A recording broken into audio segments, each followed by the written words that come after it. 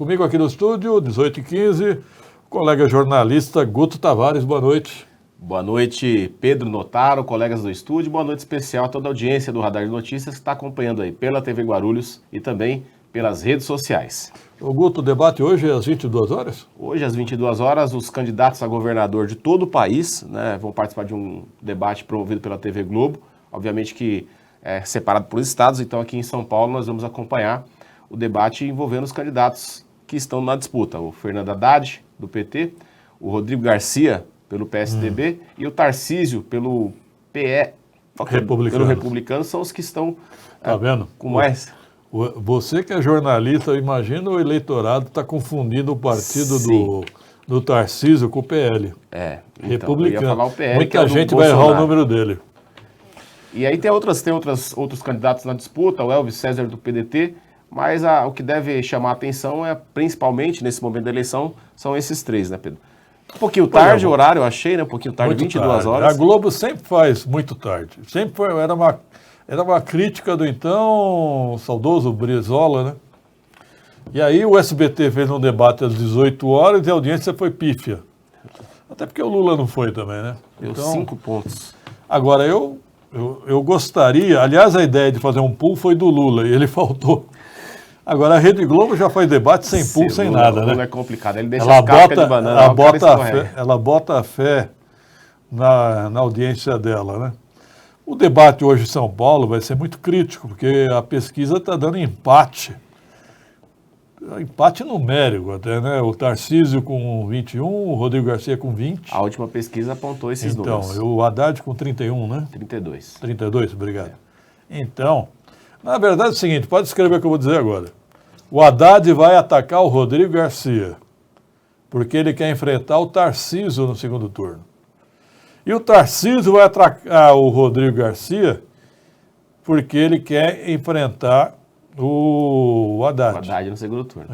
Eu acho que se tiver um segundo turno entre Haddad e Tarcísio, a coisa está mais aberta. Agora, se for o Rodrigo Garcia, eu apostaria que ele teria mais chance de vencer, derrotar o Haddad. Ele é o cavalo que vem crescendo, né? Agora, o que eu fiquei impressionado hoje, Guto e amigos, é aquele padre Kelman, né? Padre Kelman. Descobriram que o cidadão recebeu auxílio emergencial. Você acredita nisso? Eu tenho uma opinião muito peculiar, também dei uma pesquisada sobre quem é. Eu acho que a democracia permite, né, faz parte da democracia a gente ter que lidar com essas figuras.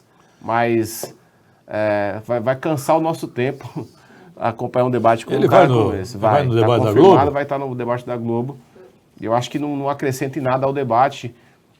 Até porque usa essa palavra padre, que é uma palavra que tem um peso na sociedade. Então, mas ele vai caracterizado. Mas ele não é um padre. Você sabe que não pode? Pelo menos não é um padre da Igreja Católica e nem mesmo das igrejas protestantes, que também tem padres. É um padre de uma seita, vamos dizer assim.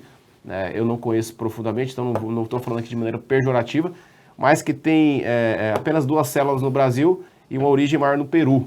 Então, assim, ele não deveria nem usar esse nome padre misturando com política, para começar, né? Que já está errado aí. Ô, Marcelo Lousado, você não apostou no Tarcísio, não, você apostou no Bolsonaro. Não vem desvirtuar a minha aposta, não, hein? Aliás, estou chamando todos os bolsonaristas para aposta. E você, meu Pedro, você vai, capaz de você ganhar muita coisa. Muito almoço, muito jantar. É capaz, viu? Bom, se as pesquisas estiverem corretas, você vai ganhar uma série de almoços e jantares aí. Inclusive lá no Terraço Itália. Né, Carla, você tem pastilha aí? Vou precisar no intervalo, por favor. Quais são as novidades, Guto? Bom, Pedro, hoje estamos a poucos dias das eleições, né? Dia 2 de outubro está aí, é domingo. E muita gente ainda não sabe em quem vai votar para deputado estadual e federal, nem sabe a ordem da votação, não sabe onde está o título. Você, né? Não sabia também, eu te e corrigi. você me orientou melhor. Então, eu conversando com as pessoas, percebendo que muita gente ainda não tem esse esclarecimento, a gente gravou uma pequena reportagem aí para poder esclarecer para a nossa audiência como é que é a ordem de votação e algumas informações sobre a quantidade de eleitores que tem na cidade. O Rafa deve ter no ponto aí. Pedro Notaro, colegas do estúdio, audiência da cidade de Guarulhos. Tá chegando a hora, hein? é domingo, dia 2, a eleição presidencial, onde cerca de 928 mil eleitores na cidade de Guarulhos estão aptos para votar, conforme informação do Tribunal Superior Eleitoral.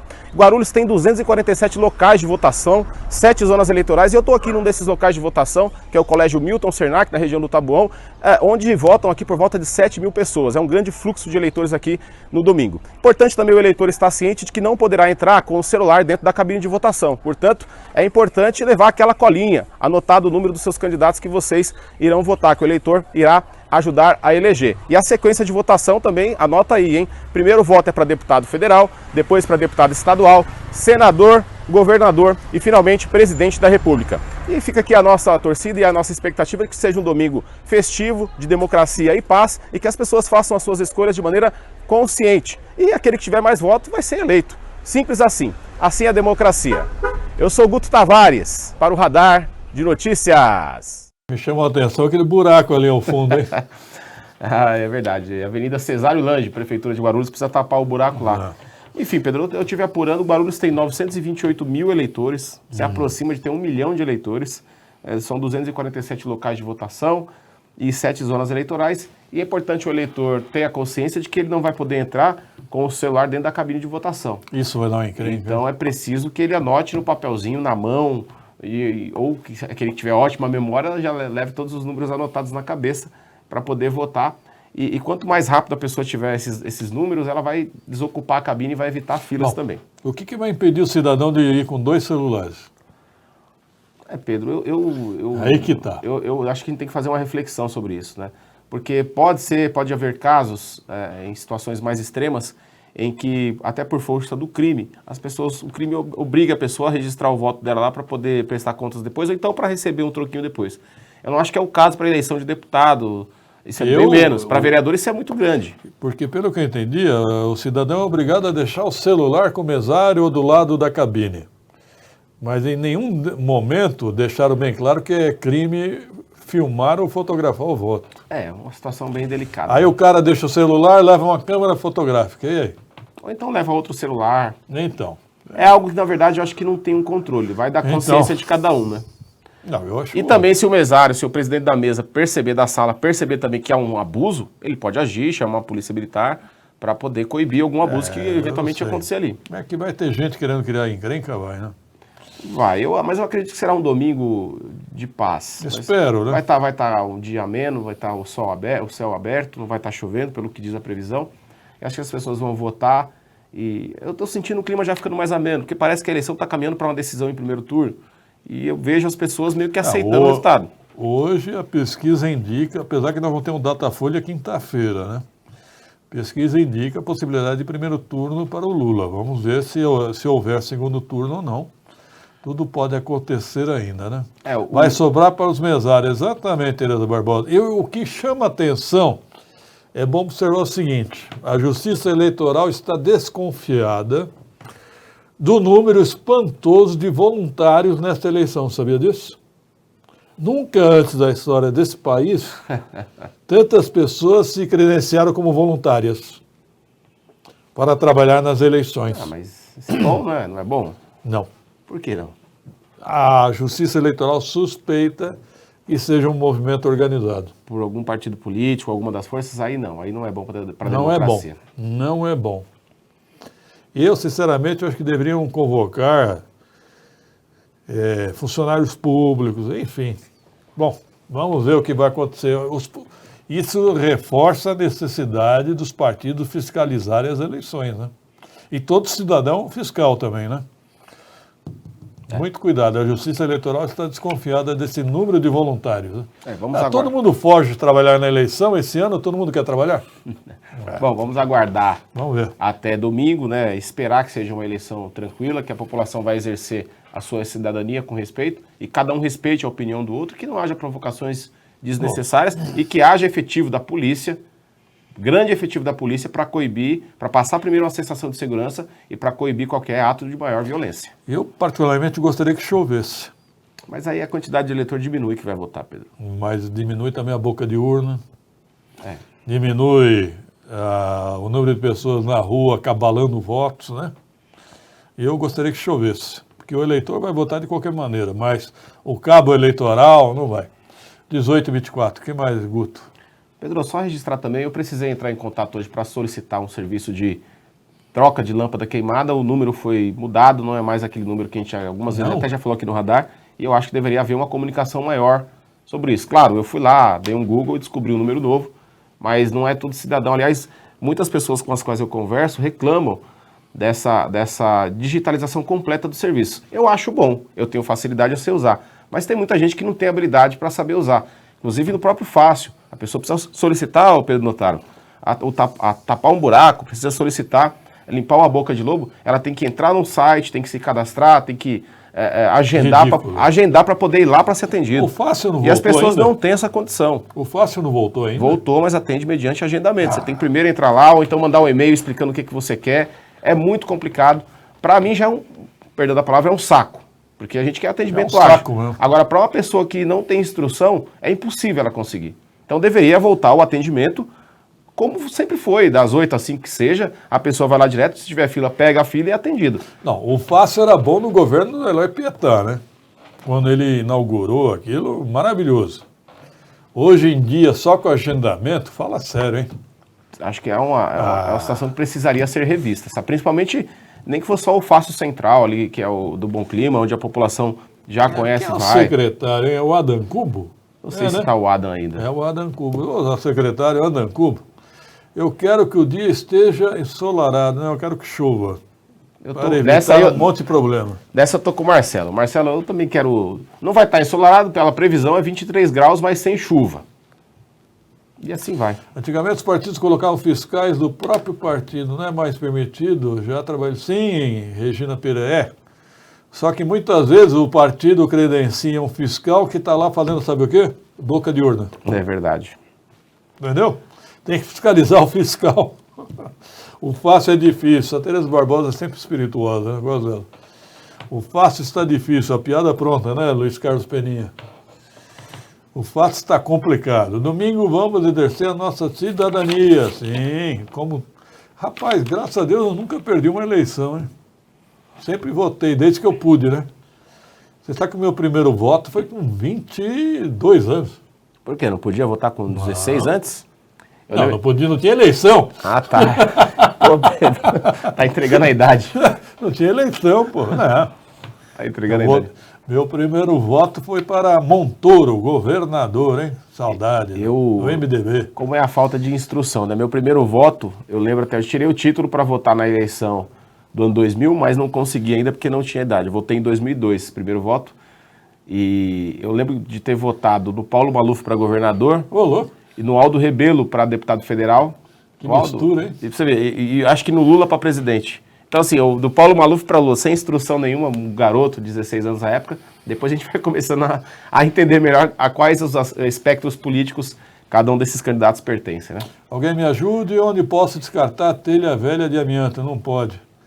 Já que o PEV não pega, onde jogar alguém, dê uma solução, Cícero. Difícil, hein? O PEV não recebe, né?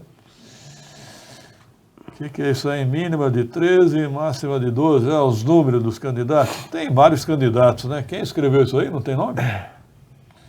Fabiano, Iluminação Pública de Guarulhos, 0800 006 1740. Exatamente, esse é o novo número, eu acabei não mencionando aqui, é o 0800 006 1740, é um serviço que eu particularmente aprovo. Às vezes que eu precisei, foi atendido dentro do prazo ali de 10 dias, foram trocadas as lâmpadas.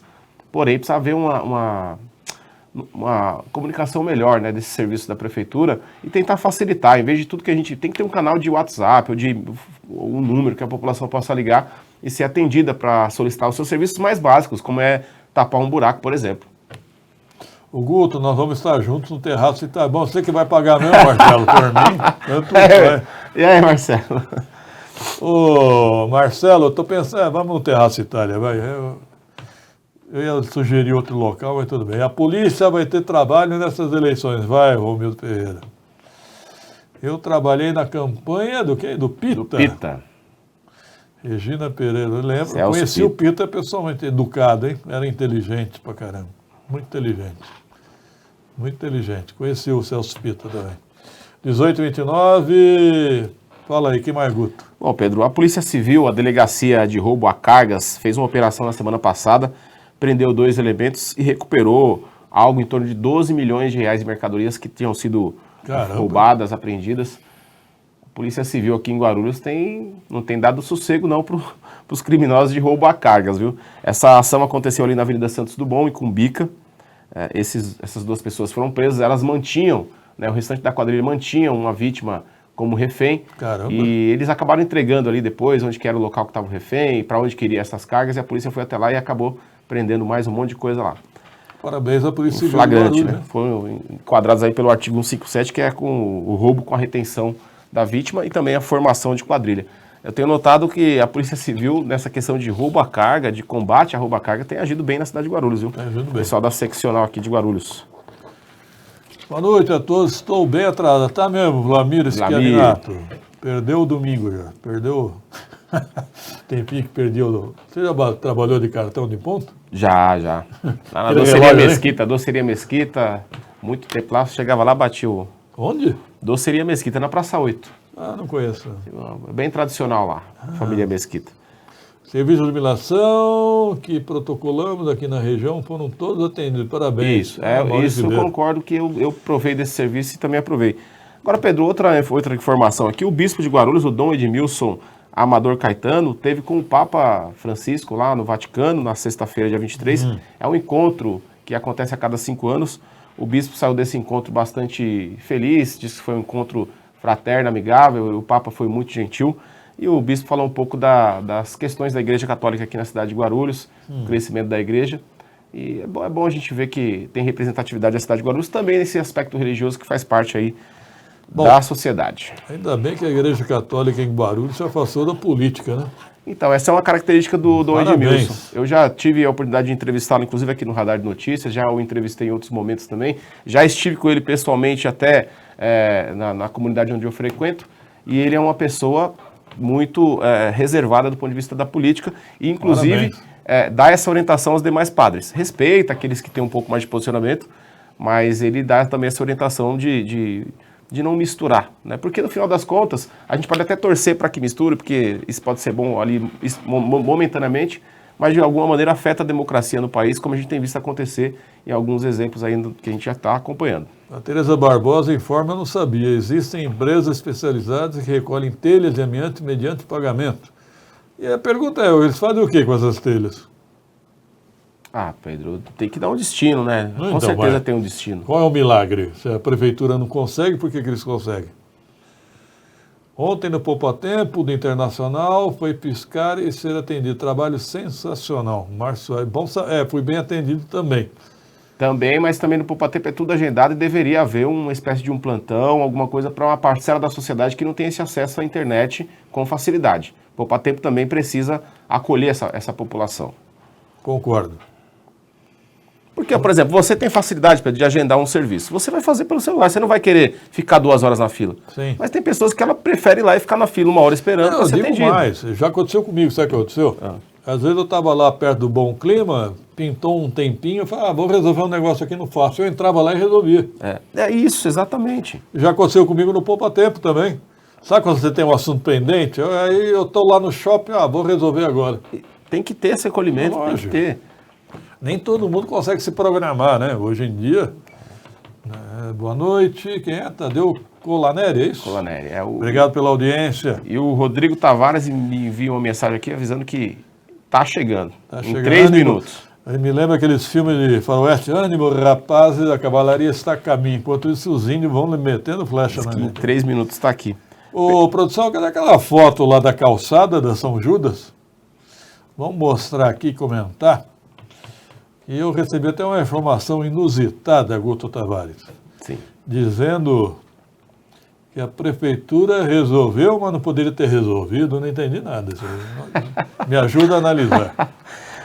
Enquanto o Rafa acha ali, a Secretaria do Trabalho está oferecendo um curso de preparatório em língua portuguesa. Volta a foto aí. Volta a foto lá. Pois é, essa foto aí eu recebi da calçada esburacada, eu não entendi até agora como é que ela ficou tão esburacada. Não vem me dizer que foi árvore, que não foi árvore. Para refazer, Pedro. Ali acho que já fizeram de propósito para ter que refazer ela mesmo. Não sei. Aí hoje eu recebi essa foto, Um dos meus seguidores aí no Facebook mandou a foto, publicou, eu agradeço. Fizeram a calçada.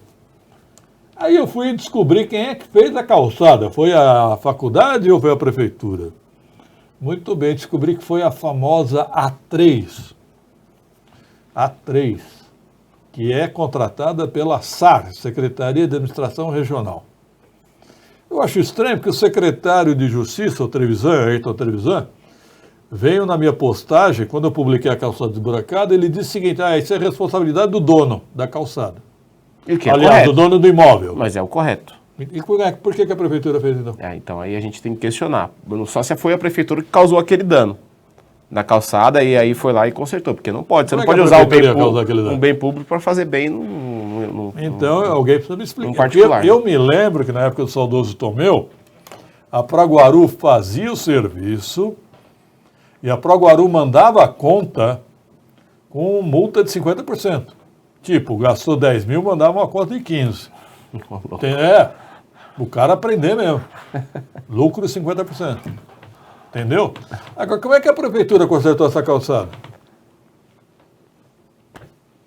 Fica esse questionamento aí. Vamos questionar, vamos procurar saber.